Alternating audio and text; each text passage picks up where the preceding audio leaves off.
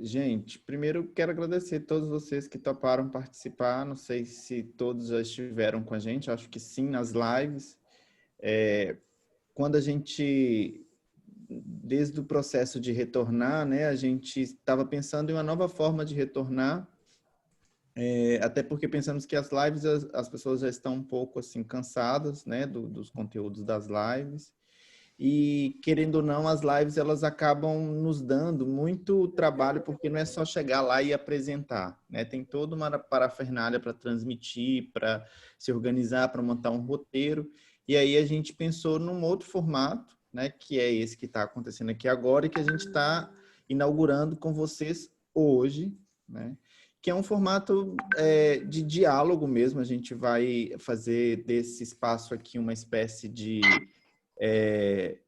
espaço aberto mesmo, né, em que as pessoas possam falar, apresentar, comentar os temas, e a gente pretende, a partir das gravações, extrair aqui pequenos vídeos para a gente publicar tanto no nosso canal no YouTube quanto no nosso perfil do Instagram. E o tema dessa semana, que a gente já vem conversando há alguns dias, surgiu, eu não sei se vocês viram, acho que sim, porque qualquer ser humano que esteja no planeta Terra e que tenha acesso à internet viu isso, né? Que a Beyoncé lançou há um tempo atrás um filme, né? Black King, que tem o protagonismo de atores negros. E, claro, como qualquer coisa que a Beyoncé faz, isso gerou muita repercussão, e no Brasil gerou uma repercussão que nos motivou a trazer esse assunto, né? Que foi a partir da fala de uma antropóloga, não sei se vocês conhecem, a Lilian Schwartz. Isso, ela é uma antropóloga, professora da USP, professora de Princeton, e ela escreveu um artigo na Folha de São Paulo comentando o filme, e no finalzinho do artigo dela, ela dava algumas recomendações para Beyoncé, né, dizendo que para combater o racismo não bastava a Beyoncé colocar um monte de negro no filme, né? Ela deveria se engajar em outras formas. Eu não me lembro foi a proposta dela, mas o que pegou, né, foi essa série de recomendação e essa proposição, vamos dizer assim, do caminho que deveria ser seguido para combater o racismo vindo de uma branca. E aí gerou-se muita polêmica, e aí surgiu a velha expressão Lilia Schwartz está cancelada.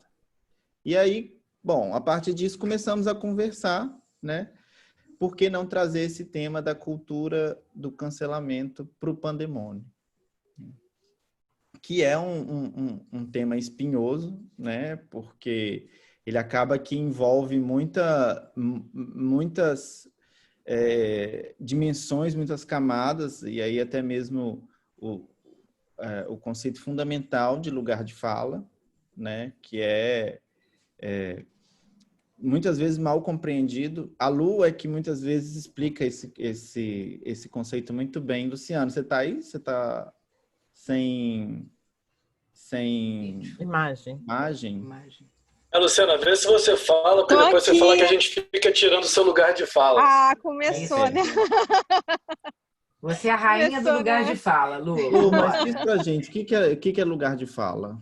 Faz aquele comentário que você fez. Eu não sei se eu vou saber falar exatamente o que eu falei anteriormente, mas o lugar de fala indica que todo mundo que fala está falando de algum lugar. E aí, se a Lília falou, né, escreveu sobre o filme, ela falou de um lugar, de acadêmica, branca, e se outra pessoa criticar tanto a Beyoncé ou fizer comentários, está falando de um outro lugar. Se for um fã, fala no lugar de fã, mas se for uma pessoa militante, vai falar no lugar de militante. E se for uma pessoa que conhece as causas, que acompanha toda a dinâmica que cercou a produção do filme, da Beyoncé, e compreende, né, tudo a semiótica que foi construída naquele filme, como representa aquela luta, a pessoa fala também de um lugar, não é? E aí esse lugar do qual a pessoa está falando é que vai indicar, sim, por exemplo, até mesmo o que a gente pode dar crédito ao que está sendo falado. E isso acontece muito em todos os discursos, não é? Então, você não pode falar isso porque você é fã, ou você está elogiando porque é fã. E entendendo, mas muitas vezes esse lugar é atravessado por muitas outras questões também, não é? Então, a pessoa muitas vezes não é só fã, é a pessoa que conhece o assunto, entende, compreende. Então, o lugar de fala não pode significar tolimento do seu direito de falar. A gente tem direito de falar, e muitas vezes os nossos recursos, nosso conhecimento sobre aquele determinado assunto é pouco, e aí a gente acaba falando besteira sobre determinada, para dar uma opinião, e acaba falando uma bobagem, né? Porque desconhece o assunto no que deveria ser importante e relevante para ser criticado. Então, aí, o lugar de fala... E eu falando desse lugar, assim, no meu lugar de fala, assim, de professora de língua portuguesa, que pesquiso muito isso, e tenho procurado ler muito esses textos, então é isso aí, o lugar de fala. Não. Cara, mas eu acho... Rafa, só um instantinho. Eu acho fundamental a explicação da Lu, que ela estava devendo desde a primeira temporada do Pandemônio, a gente ficava enchendo o saco para ela falar, porque isso me incomoda muito. Eu me lembro quando o Pandemônio escolhe de forma incrivelmente politicamente incorreta os temas, porque a gente já falou de racismo, agora a gente está falando de cultura de cancelamento, a gente pode ser taxada e cancelada a qualquer momento, mas a gente segue em frente. Mas, por exemplo, eu me lembro que quando a gente convidou algumas pessoas, alguns alunos, para participarem da live sobre racismo, algumas pessoas declinaram usando o argumento de que não era lugar de fala deles. E, na verdade, a explicação da Lu é fantástica, porque todo mundo tem um lugar na mesa. Você só precisa saber a partir de que perspectiva você fala. Mas é claro que você tem que ter voz, porque senão foi o que ela falou, senão é tolimento, né? Eu acho muito ela ter esclarecido um pouco isso. Desculpa, Marcinha, vai lá.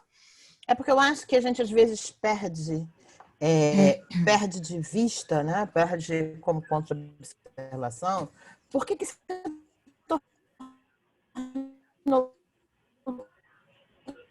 Márcia se congelou. Márcia está travada, né? Ah, é? Meu Deus. Vai de novo, vai. Vou tentar aqui. Tá ótimo, eu me vejo, legal. vejo vocês bem, né? Então, acho que uma questão que para mim assim, é importante de tocar é por que a gente precisa e por que passou, né, toda a produção acadêmica, a reflexão, passou a enfatizar tanto a ideia de que todos têm um lugar no pensamento único, coisa de que tem um pensamento universal e correto. Esse pensamento certo, que é válido para todos, tem uma verdade. Isso entra no jogo, né, de que você passa a compreender o mundo de uma maneira um pouco diferente, passa a compreender as ciências de um lugar diferente. Não existe o certo ou o pensamento certo, principalmente nas ciências humanas. O que existe é uma discussão que é qualificada a partir de determinadas concepções teóricas, a partir de determinado background, né? E quando você fala, já que não existe a certeza tem lá no seminário do Miguel, né? Ele tem a certeza da fé. Existe um Deus e uma certeza naquela perspectiva. Uhum. Mas quando a gente está falando do mundo secular, quando a gente está falando do mundo da política, do mundo da sociedade, essa certeza, ela é essa única versão, ela é absolutamente autoritária, antidemocrática, é impossível de ser compreendida, né? Nem de compreendida, ela é impossível de ser exercida, sem que isso signifique autoritarismo.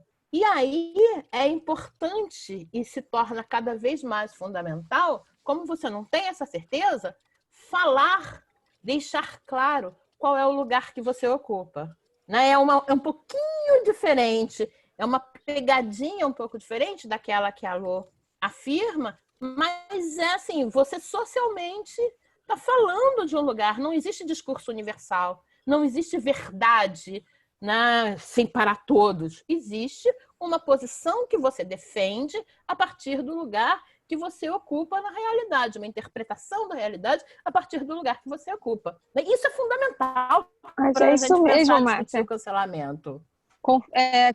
Só vem a confirmar mesmo e acrescentar no que tinha falado, exatamente. Exato.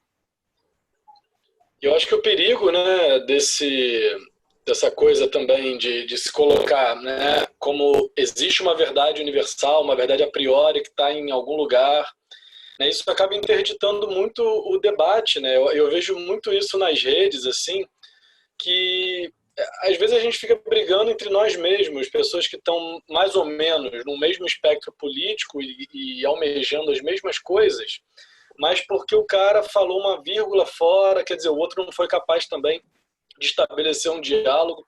E ao mesmo tempo é complicado porque assim, a gente sabe que muitos grupos minoritários são oprimidos, né? E aí realmente deve ser um saco, tipo, o tempo todo vou ficar explicando branco, né? Por exemplo, ou ficar explicando homem, tal coisa. Esse tipo de situação ocorre muito. Mas, ao mesmo tempo, eu acho que a gente tem que fazer esse exercício de conversa, né? Porque senão a gente sempre suspende a possibilidade de diálogo e vai para esse lugar da autoridade, né? Que aí a gente começa a se assemelhar com o outro lado, né? A gente começa a ser meio fascista, assim, meio completamente, né? Porque a gente tem a verdade absoluta, comunicação não violenta também é importante, porque é muito tóxico, né? Não sei, vocês que vivem mais dentro do Twitter, eu acho, assim, uma loucura. Assim, o Twitter ou é autoexplanação ou é cancelamento. Assim. Ou se não é cancelamento, é algo como cancelamento. Então me preocupa um pouco isso, porque a gente parece que está se encerrando também dentro de cada uma das suas bolhas, porque não consegue conversar com quem está do lado, né? E aí eu acho que isso tem a ver um pouco com essa estética, essa estratégia, esse jeito aí de cancelar tudo, né? Em vez de a gente buscar também coisas que talvez, quer dizer, eu imagino, né? Temos muito mais coisas em comum do que não, né? E aí a gente acaba, enfim, perdendo essa oportunidade de construir. Às vezes realmente não dá, né? Para englobar outro grupo e beleza, mas em geral o que eu vejo é a gente brigando entre a gente, assim. Eu acho bem triste, porque do outro lado as pautas se unificam muito rápido, né? O fascismo é muito organizado, né? O extremismo de direita, a tirada de direitos e assim por diante, é tudo muito, muito coeso, né? E a gente fica, cada um, qual é a minoria mais minoritária, ou qual é quem está sofrendo mais. Quer dizer, todas essas questões me parecem muito importantes e devem ter lugar nessa discussão. Por exemplo, as meninas vão saber falar melhor disso, mas eu vejo uma discussão, por exemplo, o feminismo branco tal coisa. Então, quer dizer, tem que pensar que existe também, né, outras instâncias de um mesmo feminismo, assim como tudo, né? Mas, enfim, já estou falando um monte de coisa misturada e a ideia é isso, e o Miguel quer falar.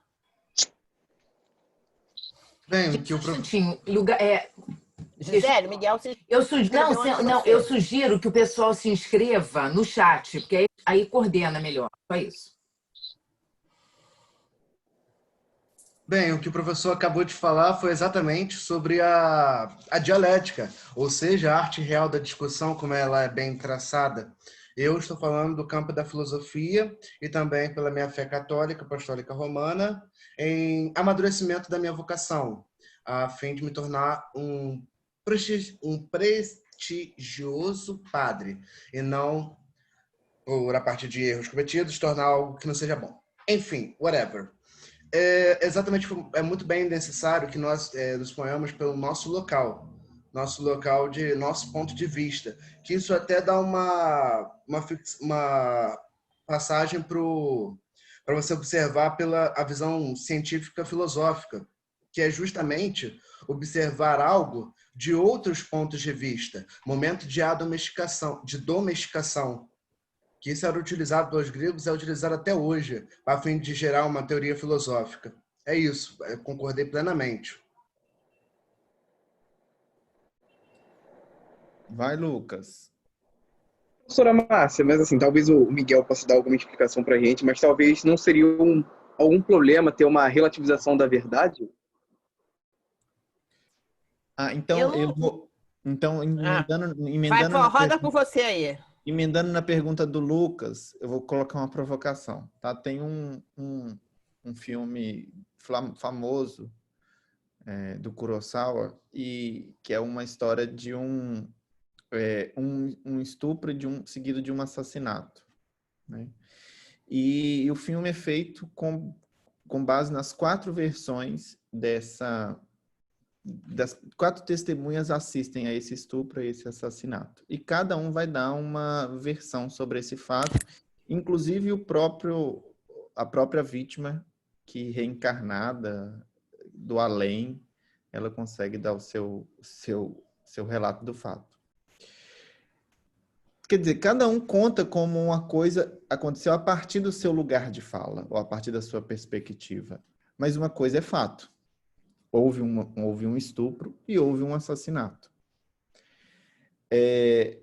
Nós podemos pensar 1000 coisas sobre o que provocou ou o que provoca o aumento dos casos do número de Covid. Mas nós não podemos pensar que nós não temos mais de 100 mil mortes hoje, né? Quer dizer, isso não é questionável, embora as pessoas tentem questionar o fato, né?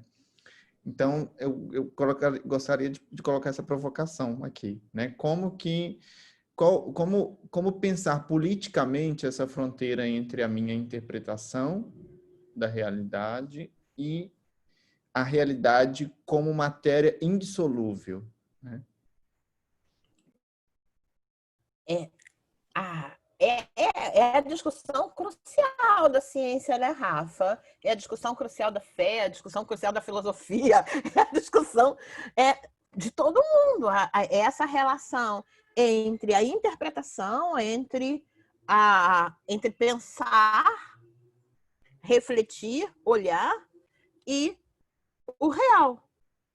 A gente é capaz, e eu acho que essa é uma discussão antiga, né?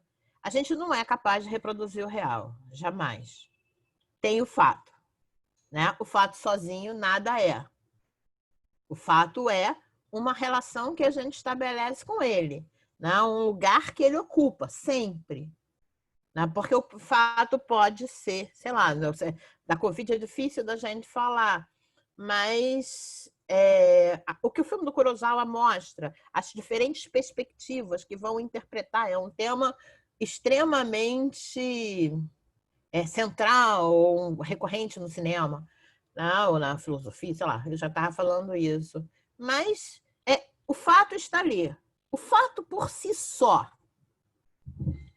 ele existe sem que ele seja interpretado? Ou ele existe na linguagem? Ou ele existe nas construções que nós fazemos em relação a ele? Todo dia morrem mais de 100 mil pessoas no mundo. A gente seleciona aquelas 100 mil porque as considera uma morte. Mortes que não deveriam ocorrer. Ou seja, a gente recortou. O intérprete das mortes, a seleção do fato, ela é feita por quem o interpreta. Essa discussão é cabeluda pra caramba. Mas essas 100 mil mortes, por exemplo, morre menos gente de Covid do que morre de H1N1. Morre menos gente de Covid do que gente que morre do que os negros assassinados no Brasil. Morre menos. Por que a gente torna aquele fato um fato relevante? Por que a gente torna aquele fato um fato a ser observado? Porque a gente tem um conjunto de construções atrás nas quais aquele recorte da realidade faz sentido. E faz sentido como?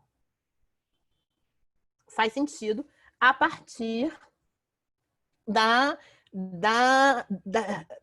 relação entre esse real com a interpretação do real. Então, a gente não consegue separar, porque a gente faz o recorte a partir da nossa existência, a partir daquilo que a gente é. É por isso que a gente recorta. Tá? Então, aí a gente desdobra pra caraca, e Mênico, eu sou capaz de ficar falando disso 200 horas. Isso aí, Márcia, eu também. Adorei que você entrou nesse assunto, Lucas. O Miguel também falou sobre esse pensamento, né, da dialética, que a gente tem a tese, a antítese, aí a gente chega na síntese, né? E, na verdade, a gente vai construindo coisas que parece que estão sendo contraditórias e, na verdade, a gente está construindo coletivamente. Está sendo muito legal esse bate-papo aqui. E aí, se referindo a essa questão que o Rafa também colocou, né, e o Lucas, a linguagem, o que você também começou a falar, né, Márcia? E a linguagem, ela é uma representação do real, e como representação ela nunca vai ser o real, né? A gente tenta tocar o real com as palavras, que ou as palavras, a linguagem, seja qualquer outro tipo de linguagem, né? A gente tenta tocar ali no real, mas a gente nunca alcança. Então, aí vai no que a Márcia falou da verdade, né? Que não vai ter esse verdadeiro porque a gente só tem uma representação, né? A gente tenta tocar ali por meio do nosso construir o pensamento, construir um raciocínio sobre aquilo, mas a gente vai usar a linguagem que não é perfeita, é só uma forma de representar.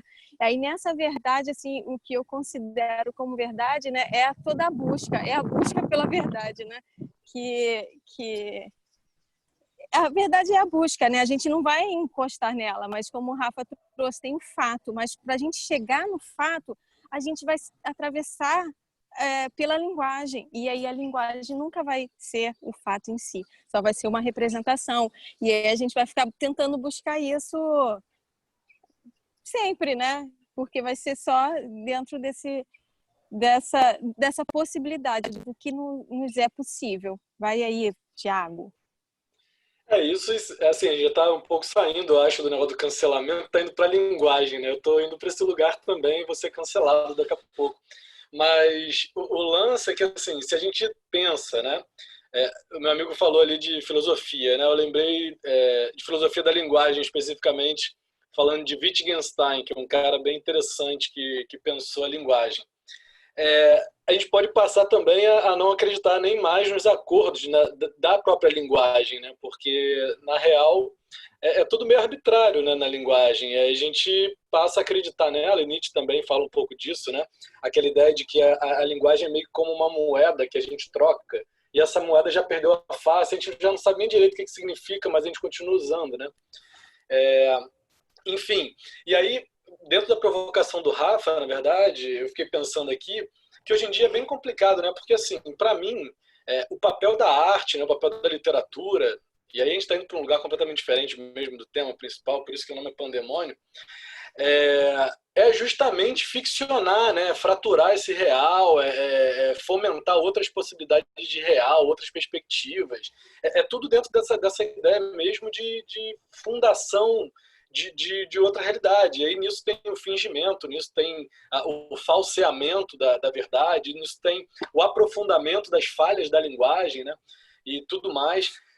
E aí, só que a gente está vivendo uma época de fake news, de deepfake, de não sei o quê. Então fica muito difícil você fazer uma defesa, né? Esse é meu impasse, assim, e é sempre o cuidado que a gente tem que ter. Tipo, uma defesa justamente dessa maleabilidade do real e de como a gente vai fazer a mediação desse real pela linguagem, ou pela arte, pela literatura, e ao mesmo tempo não cair, né, na armadilha mas então isso não é igual a fake news, quer dizer, você não está criando uma versão, então como é que a gente distingue essas coisas, né? Claro que tem finalidades distintas, enfim.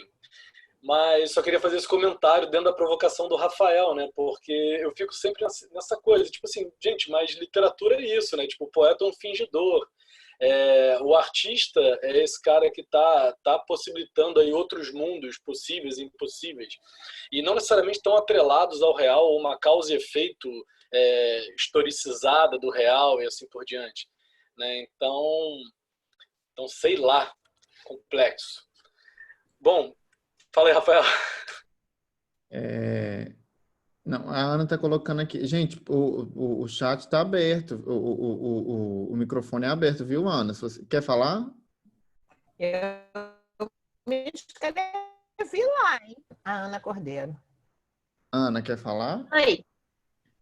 Era só um comentário mesmo, pois isso me fez lembrar das aulas de filosofia mesmo, falando sobre como o debate é visto de uma forma de quem debate melhor. Ou seja, existe uma suposta verdade, mas que eu quero mudar ela. E como eu vou fazer isso, eu vou debater sobre ela de um ponto de vista que eu defendo. Então, a questão da linguagem, que vem muito antes de nós, antes de conceito de tudo, e principalmente sobre a defesa de uma verdade, vem levando em consideração o próprio pensamento humano de que eu quero estar certo, então eu farei de tudo para isso, que seria os pré-socráticos, se eu não me engano, que é o discurso, independente de se é uma verdade ou não, eu vou fazer com que aquilo se torne uma verdade.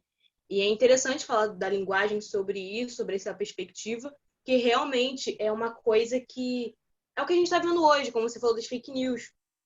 Muitas fake news são criadas a partir de uma linguagem que uma pessoa inventa, sabe? E muita gente acredita só porque está naquele pensamento também, de acreditar naquele pensamento também, acha que é correto, porque veio de uma pessoa que você considera uma pessoa boa ou considera uma pessoa que defende a mesma opinião. E voltando para um pensamento da cultura do pensamento, eu acho que é o que tem acontecido. Você não cancela apenas alguém. Você cancela alguém que não concorda com você, pega o que essa pessoa disse, joga para o seu grupo que pensa como você e acaba criando essa bola de neve onde as pessoas não debatem mais. É tipo, nosso grupo vai ignorar você e o grupo dele vai ignorar a gente e acaba com o debate em si. A Gisele quer falar alguma coisa. Peraí. Eu queria pegar esse mote da Ana, que eu acho que isso é a questão fundamental para relacionar o que foi falado antes com o nosso teórico tema de hoje, que é o lance do cancelamento. Eu acho que o que está acontecendo é que as pessoas têm...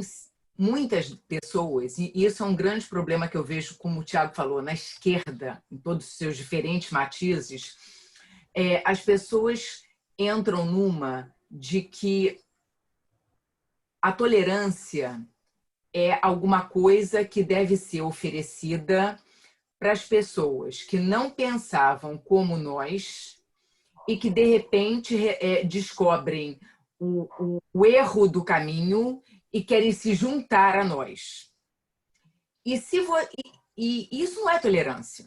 Eu acho que a questão do cancelamento passa pela discussão da intolerância da sociedade em que a gente vive, da incapacidade que a gente está tendo de discutir com pessoas que pensam diferente da gente, que vivem de forma diferente da gente, que acreditam ou não em coisas em que a gente acredita e que ainda assim são válidas, cara. Entendeu? Receber alguém no seio da família, pandemônio, porque ela pensa como a gente pensa, ela lê os autores que a gente lê, ela vê o mundo sob a nossa ótica, é fácil.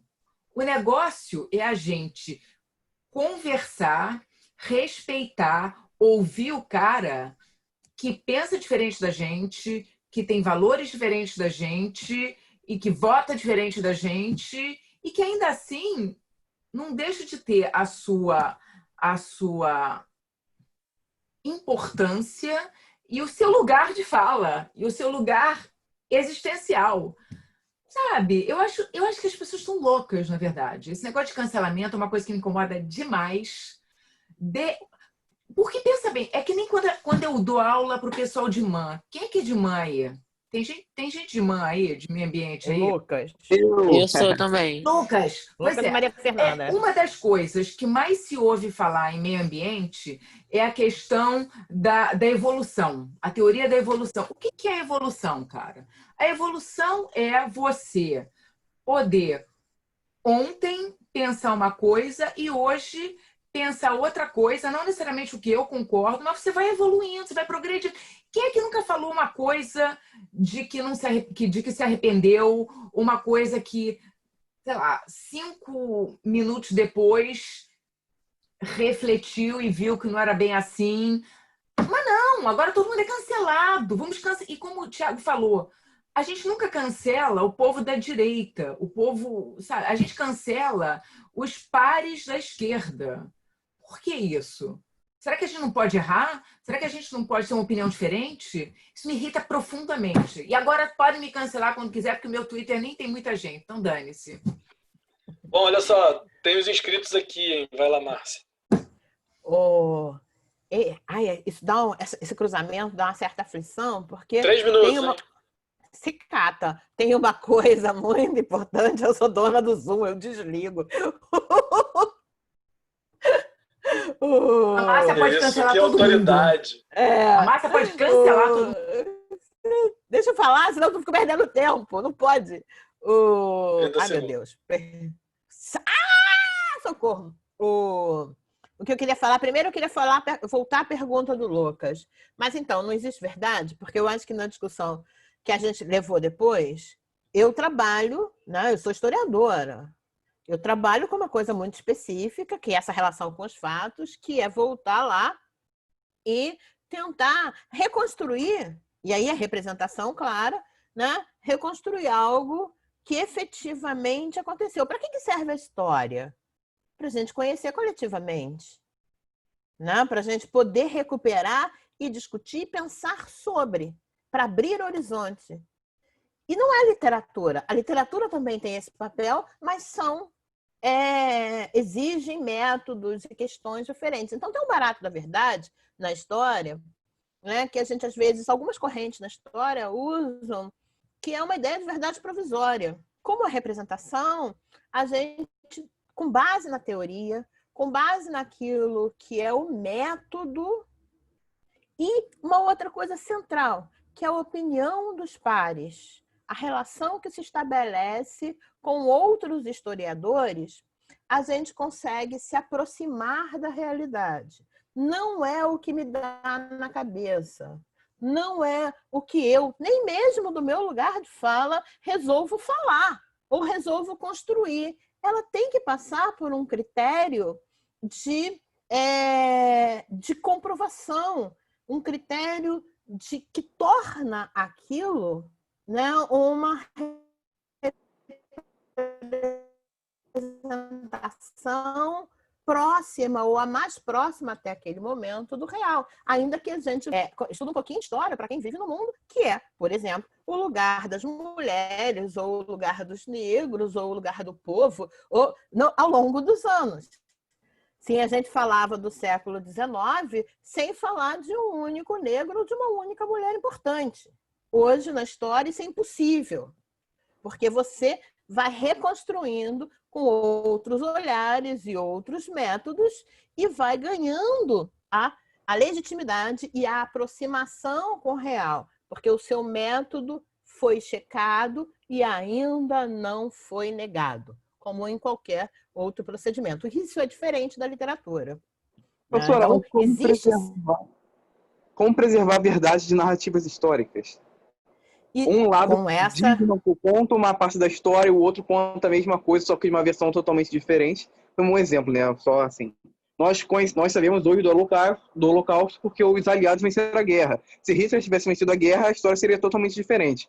Como que a gente consegue preservar o fato histórico como verídico, distanciando das narrativas? Se você não é mau caráter, e aí tem uma questão do caráter, tem a questão da ética. Se você apenas uma pessoa de caráter duvidoso e cuja opinião não é uma opinião que possa ser levada a sério, vai negar a existência dos campos de concentração ou vai negar a existência dos assassinatos promovidos pelos alemães e pelos nazistas. Somente uma pessoa desprovida de caráter, desprovida de integridade, vai negar o Holocausto ou o assassinato dos negros jovens no Brasil. Você tem isso, é uma questão é o a priori. A pessoa, para negar isso, não é uma pessoa de caráter, de integridade, que trabalha com ética. É o primeiro movimento. Isso aí, a gente decide como? Isso daí decide num embate com a publicização dos resultados. A gente decide isso com democracia. Para Hitler ter negado o Holocausto, ele precisa da inexistência de democracia, que é o ponto do cancelamento. Ele necessita da opinião, quer dizer, ele necessita, para a gente impedir esse tipo de, para a gente resolver o problema desse tipo de coisa, a gente precisa do espaço democrático, aonde as opiniões sejam confrontadas e aonde seja checado o resultado por aqueles que têm os conhecimentos necessários para emitir opinião. Então, aí a gente já falou de um monte de coisa que está junto quando a gente discute cancelamento, né? A gente fala de conhecimento, de diferença de conhecimento, porque negar que existam conhecimentos e habilidades diferentes, ou seja, que a opinião de todo mundo, dizer que a opinião de todo mundo é válida, não quer dizer que a opinião de todo mundo seja construída com o mesmo embasamento. Essa é a questão que a gente meio deixou para trás. Todo mundo emite opinião. Sim, mas há opiniões que são emitidas a partir de todo um estudo, de todo um conhecimento, de toda uma fundamentação, e opiniões que são construídas apenas por dar na telha. Eu entrei, olhei para a cara do Miguel e disse: Miguel, suas bochechas não estão vermelhas. Ponto. Por quê? Sei lá, porque eu sou daltônica, porque qualquer bobagem, mas porque me deu na telha. E essa opinião não pode ter o mesmo peso da opinião de quem acompanha o Miguel há trocentos anos, da opinião de quem trabalha com cores, e sem querer perder meu tempo, nenhum de vocês com essa discussão. Mas a fundamentação, quer dizer, a diferença entre indivíduos que emitem opinião, ela é fundamental. A gente tem que ter o espaço das opiniões consagradas. Tem que ter o espaço para a negação das opiniões consagradas. Mas tem que ter sempre a transparência desse negócio que é fundamental, que é o lugar de fala. Quem sou eu para falar? E isso no jogo democrático. Se você cancela, se você entra no cancelamento, você nega o jogo democrático. Você nega a possibilidade de aproximação. Você nega a possibilidade de se aproximar efetivamente do real. Ou, como Miguel e Luciana falaram anteriormente, você nega a possibilidade da convergência. Vai lá, Miguel, já falei pra caramba. Peraí, garota. Não é ele que estava depois? Tem a fila aqui. É a Fernanda. Não, é Maria Fernanda. Oi, gente. Então, eu queria complementar uma coisa que a Gisele falou sobre a tolerância, a intolerância, e eu acho que tem uma tirinha que eu vi há algum tempo que falava basicamente que você não pode combater não tem tolerância para os intolerantes. E eu acho que a cultura do cancelamento fica muito evidente nisso, porque, acho que cancelando as pessoas certas, a gente meio que mostra que tem consequência para as coisas que falam. Então, nem tudo pode ser falado. Nem tudo deve ser falado. Então, acho que mostra... Sei lá, eu acho que mostra um pouco dessa... de que tudo tem sua consequência. Eu acho que é isso. Só queria falar isso mesmo.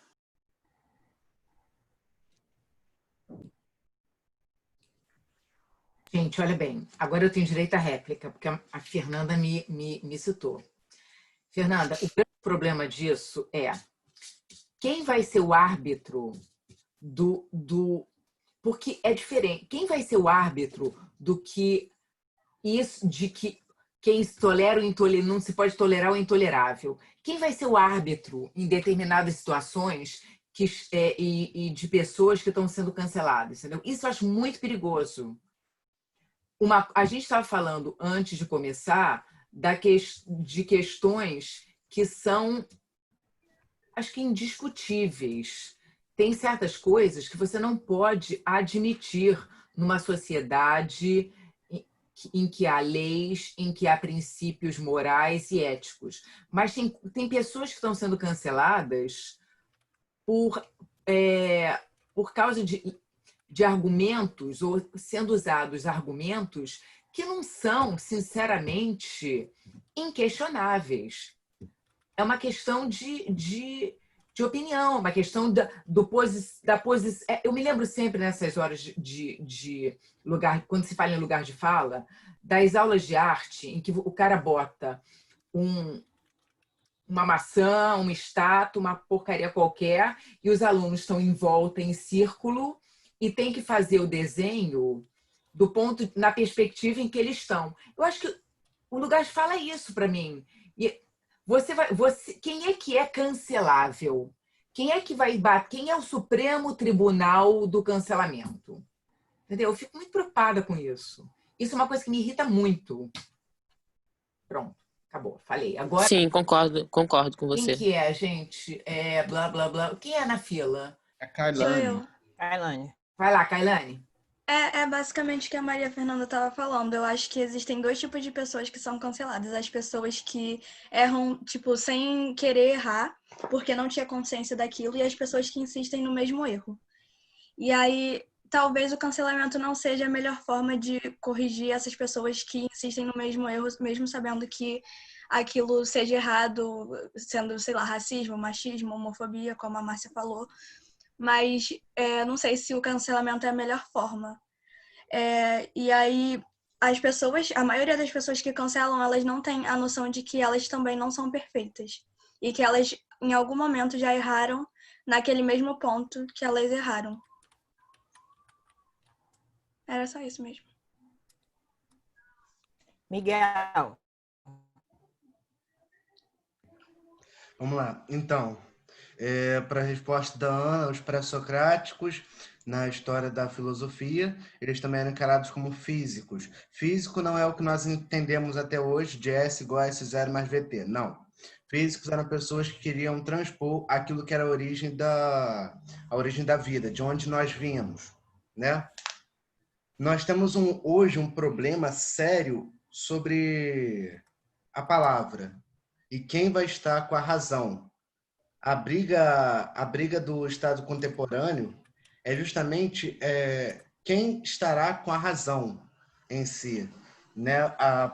E o que a professora Márcia falou até sobre os argumentos, ela está falando sobre a questão da construção dos argumentos. Você não pode falar que um argumento é verdadeiro ou o argumento é fantasioso. Você classifica por razões lógicas como válidos ou inválidos, né? A partir disso, o que isso vem para essa cultura, né, da suspensão? O ser humano possui em si a necessidade de sobrepor o outro. Isso vem há milhares de anos, terras conquistas. Para todos os senhores professores estarem no instituto que os senhores estão, é porque os senhores tiveram que brigar bastante com muitos outros companheiros de profissão para alcançarem. Isso é um fato, né? Uma forma. Não é um fato. Não precisamos brigar. Não é um fato. Ai.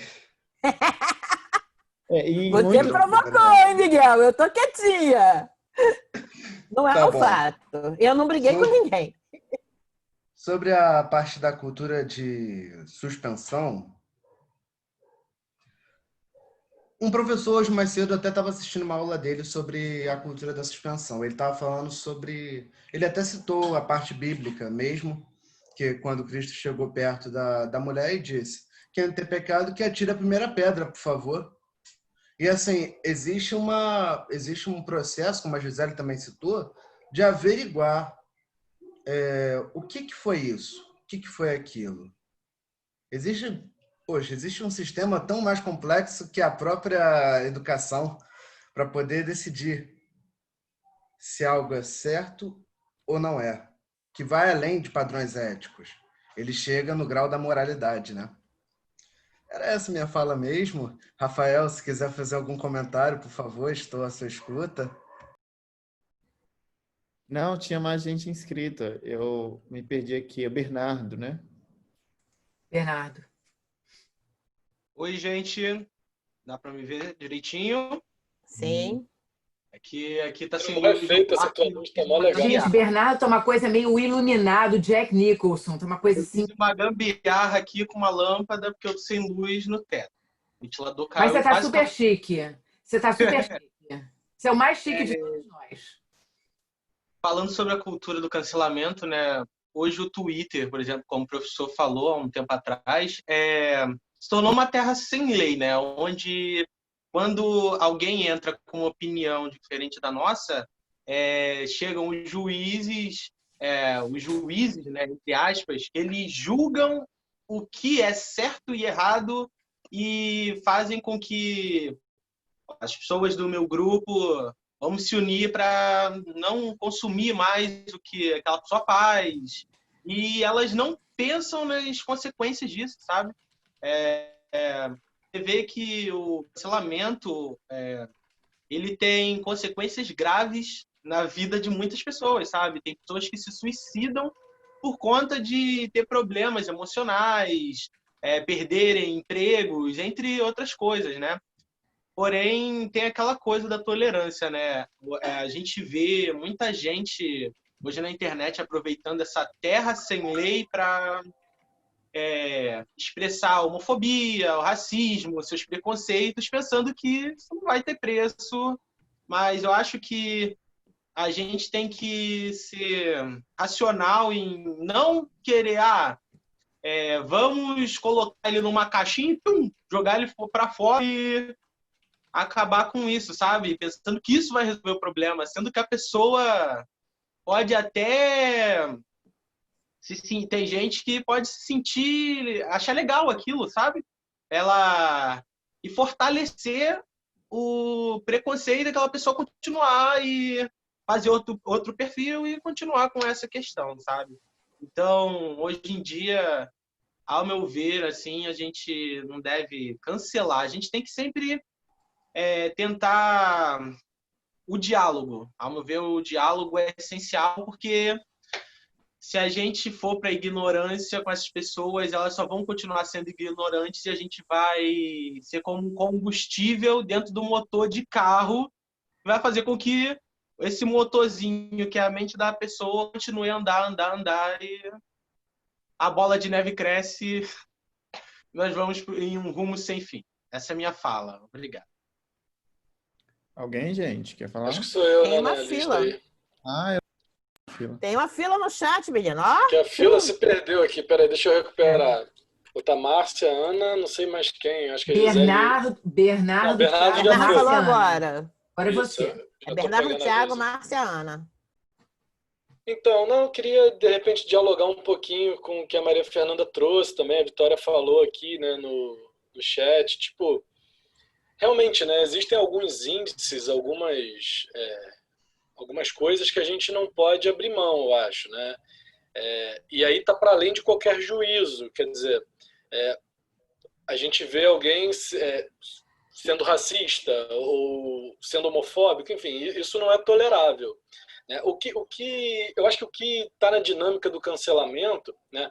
Bom, só para citar, eu fui pesquisar aqui que eu tinha esquecido de quem era, não estou tirando de cabeça isso não, é o paradoxo da tolerância de Popper, né? Que a Maria Fernanda citou. Eu lembro que até na época das eleições eu postei isso também e tal, porque estava aquela loucura, né?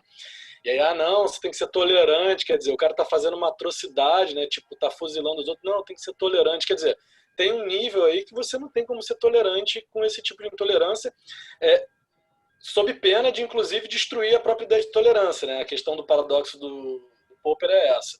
Então, se você é tolerante demais também, até com aquilo que não dá para ser tolerante, quer dizer, então para que tem tolerância se tudo é tolerável, né?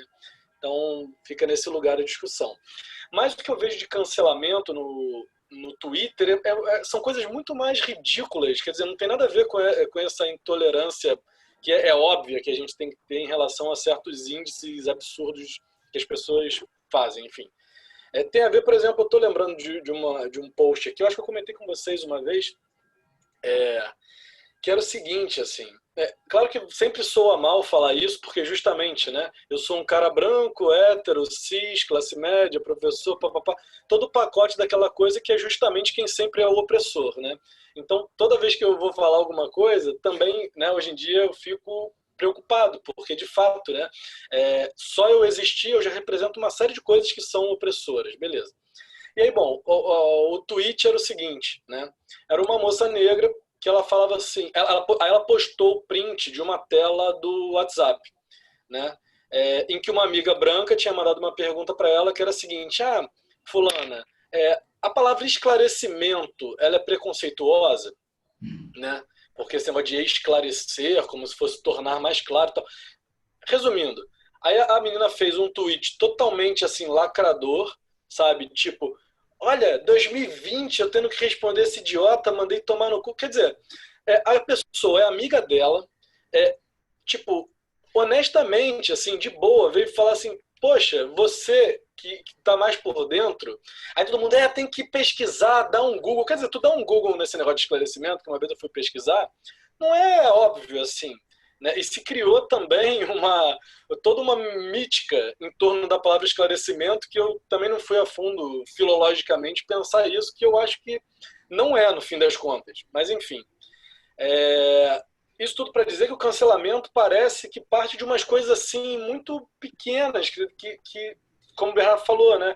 Com o diálogo você resolveria. Tipo, tua amiga chega para você no privado, aí você vai faz um post lacrador que tem 80 mil curtidas e, quer dizer, fomentando um belicismo, fomentando uma discórdia que, na verdade, não leva a lugar nenhum, né?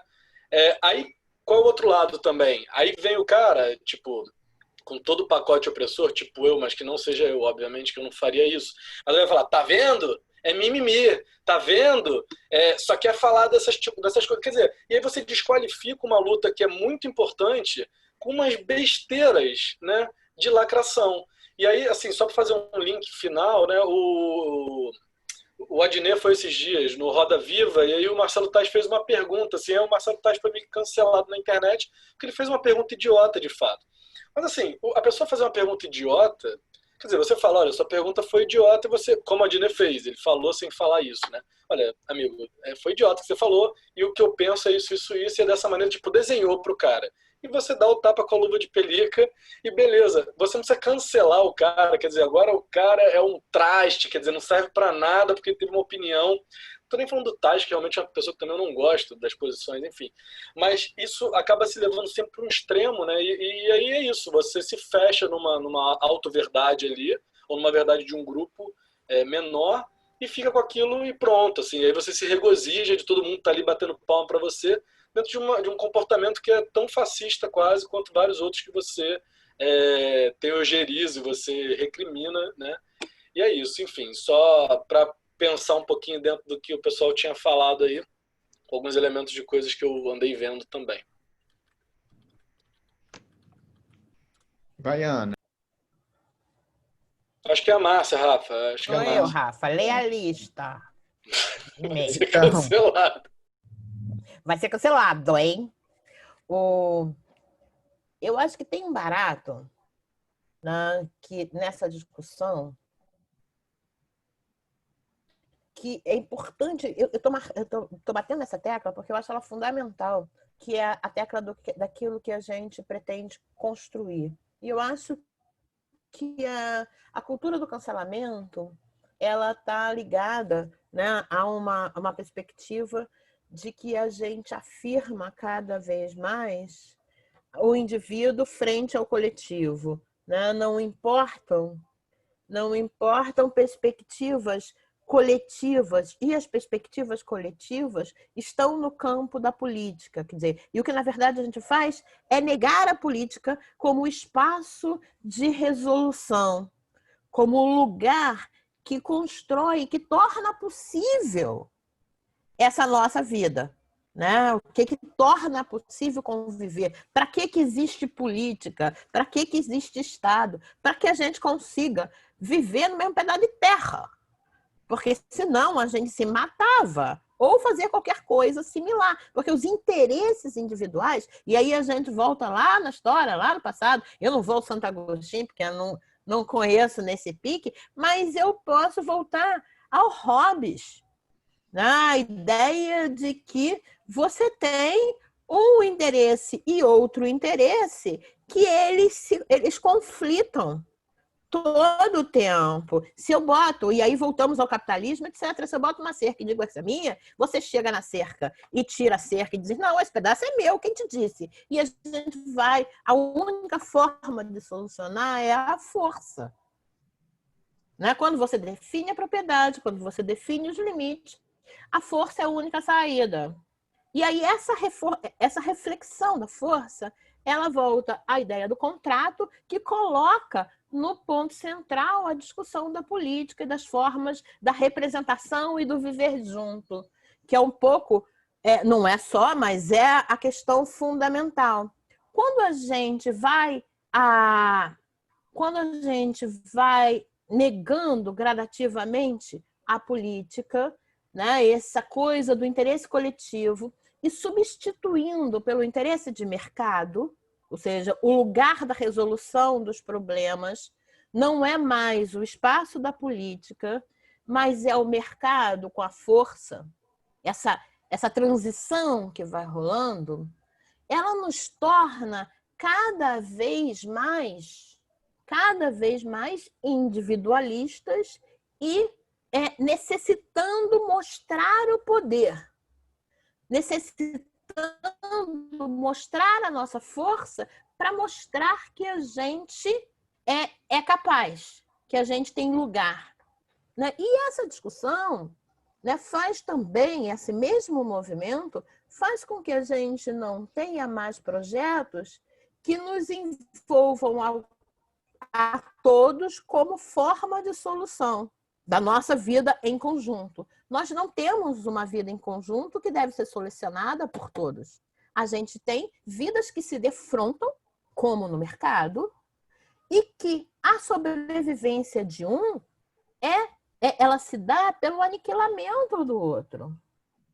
Eu olho para o outro, e a gente faz isso nas relações. Eu olho para o outro e eu penso, se você se eleva, eu me reduzo, portanto, eu te destruo. E tem várias coisas que vão sair daí.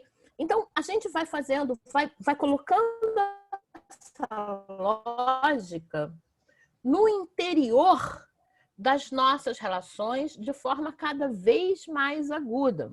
Inclusive naquilo que o Rafa falou lá atrás, que é a ideia das relações entre a esquerda, entre aqueles que defendem, e uma esquerda ampla, né? Não vamos trocar exatamente essa ideia, entre aqueles que defendem hoje, que é a questão central, os direitos humanos, que defendem a dignidade, que defendem a justiça, que defendem a possibilidade de nós todos existirmos com as nossas características.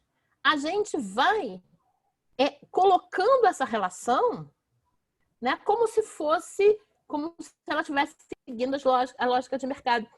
E eu acho que isso é o elemento principal, é o elemento que está por trás da política do cancelamento e dessa nossa intolerância. Porque, num certo sentido, a gente volta à dimensão hobbesiana. Né? Nós somos nós contra todos, todos contra todos. E isso a gente sabe no que dá, né? Não constrói o coletivo. Isso constrói a guerra civil, isso constrói a desgraceira toda. Eu juro que agora eu vou ficar calada. Como se encerrou na minha fala, não posso falar de novo. Acabou a chance. Acabou a chance, é. Ana. Oi. Então, eu queria pontuar muito bem a fala do Bernardo, que ele falou sobre consequências. E eu achei isso realmente uma coisa que eu parei para pensar, em que quais seriam realmente as consequências disso? Porque a cultura do cancelamento se tornou algo tão grande, porque realmente a internet é uma terra sem lei. Isso veio, o ato de cancelar veio com o objetivo de dar voz a certas minorias e tudo mais, veio como uma coisa boa, mas a internet engrandeceu isso de tal forma que fez com que cada um tivesse esse poder na mão. E se um consegue ouvir o outro e concorda com aquilo ali, você começa a ter um sentimento de poder, de que, olha, eu contribuí para aquilo ali acontecer. E as consequências disso não recaem necessariamente nas pessoas que fazem isso, porque a primeira pessoa que fez isso, ok, aconteceu isso. E aí, isso é para alguém, direcionado a alguém.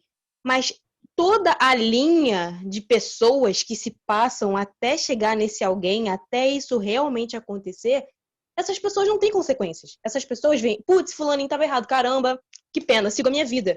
Então, eu acho que essa defesa, né, essa certeza de que nada vai acontecer a ela se ela errar, porque, ela é humana, eu erro, mas eu posso cancelar alguém porque outra pessoa não pode errar. E também isso acarreta numa representatividade que você joga em cima de outra pessoa, dizendo aquela pessoa que eu sigo não pode errar. Se ela errar, logo eu posso cancelar ela. E você não tem a consequência de caramba, eu fiz merda. Você só fica nessa de putz, eu tirei alguém que falou merda, independente de se ela já foi uma pessoa boa ou uma pessoa que fez algo grandioso antes. O importante é que eu me via representado nela e ela falou merda, então eu devo cancelar ela porque eu tenho esse poder na internet. Eu tenho o poder de acabar com a vida dela, então eu posso fazer isso. E esse poder fácil, eu acho, é o que fez com que isso se tornasse tão grande nesse contexto. Porque se você consegue derrubar alguém de uma maneira tão fácil, um clique, uma postagem, uma foto mal interpretada, que você compartilha, em 2 horas, sabe-se lá quantas pessoas também já compartilharam e começam a defender que aquela pessoa é ruim. E às vezes aquela pessoa não fez nada, sabe? O problema é que as pessoas, melhor, a grande maioria das pessoas que estão se envolvendo de forma drástica nessa cultura de cancelar, é que elas vivem nesse individualismo, vivem nesse mundo de que eu posso fazer isso, eu posso fazer algo para mudar, mas não é algo para mudar para bom, é algo para encher o próprio ego, que eu acho que alguém falou de ego em algum momento, e acaba se tornando realmente uma ditadora, sabe? Ela começa a se ditar, dizer que está no poder de fazer aquilo ali com alguém porque ela não concordou com o que aquela pessoa disse. E a partir do momento que você tem pessoas que apoiam, porque a maioria das pessoas que você anda é porque concordam com o que você diz. Então, quando você tem pessoas que te apoiam, aquilo é dar a mão para aquela pessoa para ela fazer o que ela quiser. E ela deixa de pensar, ela deixa de questionar. Ela se agarra nesse poder fácil que ela acabou criando, que ela acabou obtendo, e toda vez que alguém que ela se via de alguma maneira, se via fazendo alguma coisa que ela gostava e de repente não faz mais, é automático, ela precisa acabar com aquilo ali para mostrar que ela tem poder sobre aquela pessoa, porque aquela pessoa errou. Se aquela pessoa errou, ela é menor do que eu. Eu acho que isso do individualismo e das consequências acontece basicamente porque não existem consequências para as pessoas que compartilham isso. Porque o problema também não é só as pessoas que estão falando diretamente, mas são as pessoas que compartilham, as pessoas que estão sempre envolvidas, sem saber realmente o que é. E só vão compartilhando e compartilhando, porque hoje em dia tudo é num clique. Hoje em dia, se você posta um texto, se você posta uma foto, se você posta qualquer coisa, em menos de 2, 3 horas, já sabe-se lá quantas pessoas leram aquilo ali. Acho que é só isso mesmo. Perfeito. Quem é o próximo? Depois da Ana, eu acho que era o Bernardo ou Miguel. Bernardo, Eu já tinha falado. gente, Bernardo. Pode passar na minha frente, porque eu tô dando um jeitinho aqui na. Caiu a gambiarra do Bernardo ali. O Bernardo tá no escuro, iluminado. Vai, Rafael, já acabou de lanchar aí? Já acabei de lanchar com minha tapioca maravilhosa. Gente, eu vou, na verdade, ler um trechinho aqui, assim, meio parágrafo, desse livro que eu já tinha comentado aqui nas nossas reuniões do Pandemônio. Chama O Progressista de Ontem e o de Amanhã, de um homem branco, norte-americano, hétero, cis, rico, porque é professor de Columbia, né?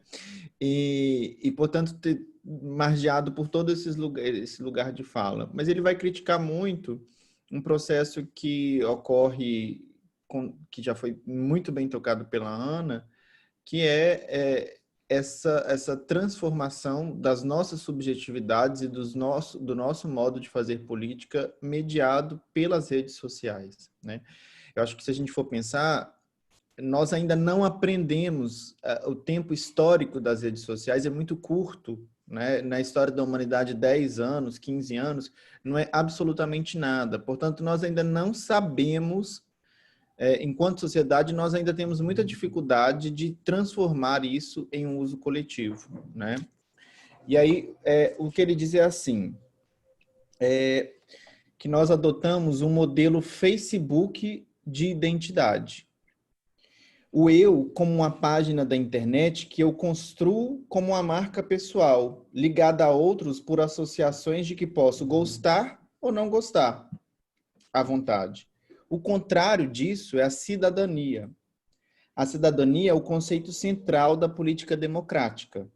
É um vínculo que liga todos os membros de uma sociedade política ao longo do tempo, independente das suas características individuais, conferindo tanto direito quanto deveres. No modelo Facebook do eu, os vínculos que julgo importantes e que decido fortalecer não são políticos nesse sentido democrático. São meras afinidades eletivas. Posso até me auto-identificar com um grupo ao qual pareço não pertencer objetivamente.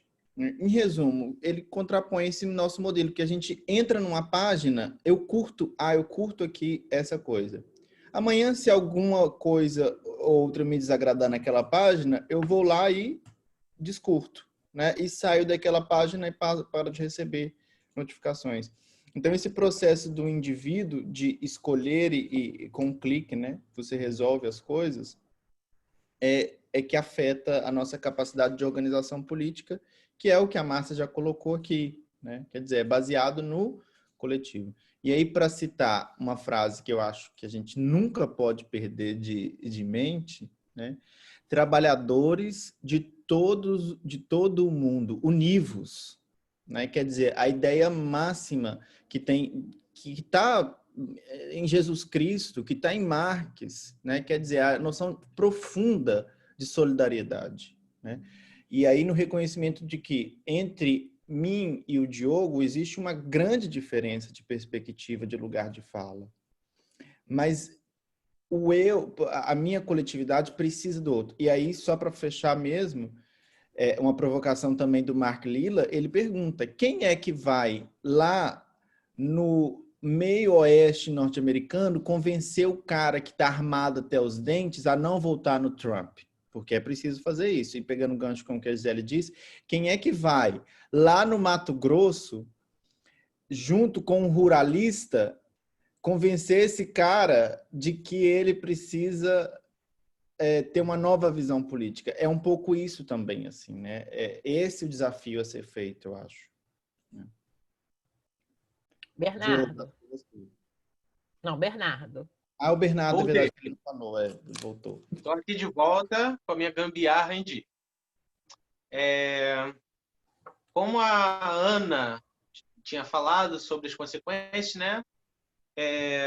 Um exemplo desse vídeo do Esparta, eu não sei como fala o nome, sempre me embola para falar esse nome, Spartacus, eu acho, né? É o Spartacus, Eu acho que ele dá nesse vídeo o exemplo da blogueira que tinha separado do marido e o que aconteceu? Ela foi se casar consigo mesma. Aí ela postou nas redes e o pessoal foi cancelar ela. O resultado foi que ela se suicidou. E esse é um dos efeitos do cancelamento na vida de pessoas, algumas pessoas que não conseguem lidar com isso, sabe? É muito difícil a gente ver, é muito fácil a gente ver as pessoas no momento ali de dar o clique de compartilhar, né? Aquela história, vamos cancelar ela, mas na hora de assumir a culpa do que aconteceu, ver, de fato, aqueles danos que a pessoa que teve o linchamento virtual, né, o cancelamento, ela sofreu. Eles não querem assumir, depois some, sabe? São os juízes que aparecem, uma associação aos funcionários fantasmas aí que estão apurando aí, né? A família Bolsonaro eles são os juízes fantasmas. Eles aparecem em um momento, depois somem. É muito engraçado isso, né? Porém triste, é muito estranho. Até difícil falar sobre isso. Porém, a questão do linchamento, né? Não sei se todos aqui sabem, mas o linchamento, o termo linchar, vem de Lynch, que era um cara lá dos Estados Unidos que há um tempo atrás tinha um tribunal ilegal onde ele, junto com algumas pessoas, queimavam, botavam as pessoas na fogueira como um cancelamento, né? Quem tinha... eu não me lembro quais eram os motivos que ele fazia aquilo, mas era uma forma de cancelamento. Escravos, né? Agora a gente tem uma evolução disso, né? No Twitter, você fazer com algumas coisas simples que não tem motivo de cancelamento, um simples diálogo, você pode resolver. Como toda situação para mim, né? Você pode resolver no diálogo um oi e outras medidas que não sejam cancelamento. Você vê isso, sabe? É muito difícil assim. E acho que no diálogo a gente pode cancelar a cultura do cancelamento. Então é isso, gente. Muito obrigado. O Diogo agora. Diogo. Sim. Boa noite, pessoal. Então, a minha colocação, acho que ela vai muito no sentido do que foi dito aqui pela Márcia e pelo Rafael, né? Nesse sentido de que o nosso tempo é muito marcado por essa coisa dessa fragmentação identitária, né? Porque existe muito essa dificuldade da gente construir esses laços de solidariedade e conseguir se pensar enquanto uma totalidade, né? Cada um quer ter o máximo possível de diferenciação, de singularização um do outro.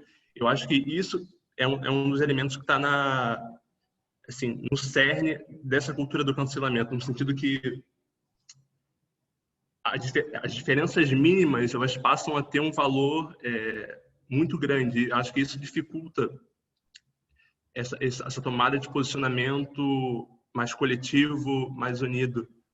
E acho que nas redes sociais também, ainda que você tenha essa tendência a ser um espaço mais banal, no sentido que se pode falar tudo não é muito levado a sério, ela favorece uma postura individualista, né? Porque você é um espaço onde você é individualista, mas ao mesmo tempo nessa interação com o coletivo você tem como se engrandecer, tem como você fruir do seu ego em si, né? E isso é muito nocivo quando a gente pensa nessas lutas políticas que são bem concretas e que muitas vezes são reduzidas a questões frívolas, comportamentais, assim, sabe? Tipo, não se discute as condições concretas, materiais da população negra, por exemplo, na pandemia. O que se quer discutir é ficar nesse processo cíclico de discutir com que tipo de pessoa uma pessoa negra pode se relacionar afetivamente. Então, e tudo isso, acho que essa coisa de você cancelar, né, essa própria palavra, ela já denota um senso de alta importância muito grande, né? Eu sou um soberano, eu posso te cancelar, eu posso te exterminar, te aniquilar. E acho que isso lembra um pouco a questão do livro do Foucault, né? Que é o Vigiar e Punir, onde tem essa questão de como que eram os julgamentos na Idade Média, né? A partir dos suplícios, onde tudo era uma coisa muito teatralizada, tudo tinha que ser externalizado, e era uma coisa assim, um confronto muito nítido entre o soberano e aquele que está sendo julgado. Isso é muito exteriorizado. E eu acho que é nessa atmosfera que se dá essa cultura de incapacidade, né? de reconhecimento, de exercício da autoridade, da alteridade, na verdade, e de reconhecimento do outro. Acho que é por aí, nesse sentido. Perfeito. Completamente de acordo. Eu queria falar uma outra coisa, que você fez aquela analogia acerca do lugar de fala, né? O que é o lugar de fala, como se tivesse um objeto no centro de uma sala e vários pintores ao redor, representando a partir de um ângulo. Eu estava lendo um texto ontem da faculdade em que tinha uma referência de uma analogia parecida com essa, do Michel Louis, que ele fala sobre a comparação entre o ofício de um cientista e de um pintor, o cientista em relação ao seu objeto de estudo e o pintor em relação à própria paisagem, em que ele fala que a partir das várias variantes, né, a altura, o cavalete que ele está usando, o posicionamento, o ângulo que ele está olhando, ele vai capturar essa imagem de uma perspectiva diferente. Mas, ao mesmo tempo, isso não pode abrir pretexto para eu simplesmente inventar um dinossauro naquela paisagem, sabe? Então, eu vou captar de uma forma diferente, não é tão... não existe um critério único de você captar essa realidade, mas, ao mesmo tempo, você não pode intervir criando coisas que, objetivamente, não podem ser aprendidas dessa realidade. Mesmo para fazer ficção científica, mesmo para isso, a gente precisa voltar. Isso é só uma curiosidade no meio, é porque eu estou pensando junto com o Louvi. Que disciplina usou o Louvi no direito, Diogo? História do pensamento jurídico. Não, história do direito do pensamento jurídico. Que bacana. É muito legal, eu gostei muito do programa. Bem bacana. Pronto, gente, agora é a Maria Fernanda, mas só que o que o Diogo falou me lembrou uma professora na faculdade de literatura, que ela falava um negócio bem parecido com o que ele falou. A obra é aberta, mas não é escancarada. A gente tem isso, entendeu? A obra é aberta, mas não é escancarada. Há limites. Há limites, inclusive, para a gente. Todo mundo, é como a Márcia falou, todo mundo tem limites, cara. Senão a gente vira a barbárie do pensamento. E agora vamos com Maria Fernanda. Não, eu acho que já foi o que já falaram tudo que eu... Beleza, reitera. Vamos embora. Não, eu ia dar um exemplo também dessas consequências do cancelamento, como o Bernardo deu, um pouco mais recentemente, acho que no início do ano ou no início da pandemia, teve um movimento de exposição de abuso sexual e várias páginas no Twitter, né? Tipo Exposed Tijuca. Então, várias meninas relatavam o caso e aparecia lá com o nome da pessoa, com tudo. E um desses casos, a menina apareceu o nome do menino e ele acabou se matando depois, cometendo suicídio.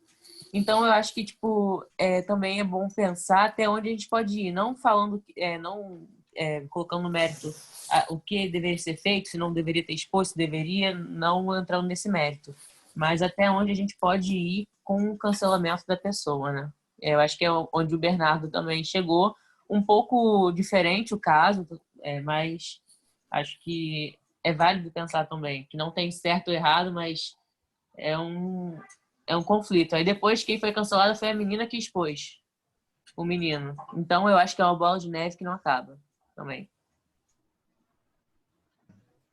Só um comentário rapidinho, assim, porque parece aquela coisa, né, de tipo que as pessoas também têm um prazer meio sádico de ver os outros sofrerem, né? Tipo, ele estava numa posição X e agora ele está ali, ó, sendo esculachado. Quer dizer, eu fico meio que feliz com isso, né? O que parece muitas vezes o comportamento da galera é esse, assim. Tipo, viu, eu sabia que tinha um podre, né? Eu sabia que não era perfeitinha assim, né? Ela era aquela maravilhosa lá, mas olha lá, ela também é filho da puta, ela é de, sei lá, qualquer coisa. Então, assim, existe um regozijo no sofrimento alheio, né? Isso é um pouco aquela coisa, parece tipo uma tourada, né? Tipo, tu tá vendo lá o bicho ser espetado, quer dizer, a pessoa tá curtindo aquilo, porque o cara vai para lá para ver isso. Então, me parece um pouco essa cena, né? Esse cenário. O que é meio bizarro, né? Mas tudo bem. Quer dizer, tudo bem não, é isso, né? Mas é algo que algo que historicamente, só para a gente ir fechando, né? Algo que historicamente sempre existiu. Assim, no interior da vida em sociedade, a execração, a criação de falsidades sobre os indivíduos, ela é uma constante. Ela não define a vida coletiva, mas ela existiu. Se jogar pedra, essas coisas, é uma prática do comportamento intolerante do humano. Mudou a plataforma, né?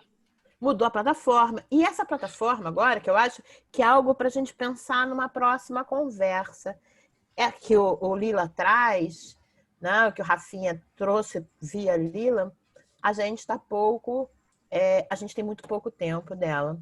E ela traz uma coisa que para a nossa vida é muito distinta. A gente vive nas redes sociais. Isso significa que a gente mistura a nossa vida privada com a vida pública numa dimensão jamais existente no humano. Sabe, nem na época que tudo acontecia na praça, a gente não tinha, sabe, das mulheres fofoqueiras, de morar em vila, de nada semelhante a gente existir, né? Esse mix de vida pública e vida privada. E o alcance dessas duas dimensões que a gente não tem 10 anos de experiência. Pode parecer que sempre foi assim, mas não. Há 10 anos atrás, na existência curtinha de vocês, alunos, já houve um tempo em que não era assim. Né? Isso significa que é um tempo limitado. E aí a gente tem que pensar um pouco, eu acho que uma reflexão, uma atualização da dimensão da filosofia, da história, do pensamento, né? Nesse campo, na interpretação desse campo, ela se faz premente para todos nós que vivemos assim. Conversamos, tiramos prazer disso, né? Mas estamos todos aqui mostrando a nossa casa, o nosso lugar de vida e, literalmente, nosso lugar de fala, né? Pensando na exposição dele e na publicização dele. Essa coisa é muito tensa, né? E é muito, muito, muito nova. A gente não vai esgotar o papo, mas eu acho que está na hora da gente caminhar para fechar